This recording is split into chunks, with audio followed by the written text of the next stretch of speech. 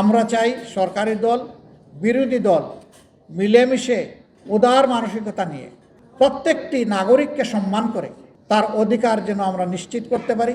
উভয়ে মিলে আমরা সেটাই আশা করি এবং সেটাই আমরা করব ইনশাআল্লাহ। কিন্তু আমরা একা চাইলেও সব হবে না, প্রধান দায়িত্বটা হবে সরকারি দলের। আল্লাহ তাআলা আমাদের এই অঙ্গীকারের পর আমাদেরকে টিকে থাকার তৌফিক দান করুন। আজকে যারা এখানে কষ্ট করে এসেছেন তাদের সকলের প্রতি আমার অনুরোধ, মাদ্রাসায় যারা লেখাপড়া করেন তারা বড় সৌভাগ্যবান, তারা কোরআন হাদিস নিয়েই চর্চা করেন।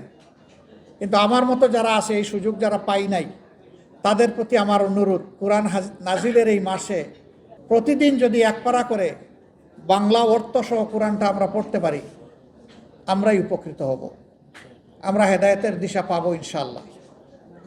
এরপরে আরও চর্চা করেন, আরও গভীরভাবে অনুসন্ধান করেন, তা আরও আপনার কপাল খুলবে। এই কোরআন নাজিলের মাসে কোরআনের সাথে আমরা যেন বন্ধুত্বের সম্পর্ক গড়ে তুলতে পারি। আল্লাহ তাআলা আমাদেরকে এই তৌফিক দান করুন। বাকি জিন্দেগি কোরআনকে বুকে ধারণ করে কোরআনের শিক্ষাকে গ্রহণ করে আমরা যেন পথ চলতে পারি, আল্লাহ এই তৌফিক দান করুন। এই কোরআনকে বুকে নিয়ে যেন দুনিয়া থেকে বিদায় নিতে পারি, বরজখে কোরআন যেন আমাদের সঙ্গী হয়। আদালতে আখেরাতে কোরআন, রমজান এবং রাসূল করিম সাল্লাল্লাহু আলাইহি সাল্লামের শাফায়াত যেন আমাদের নসিব হয়।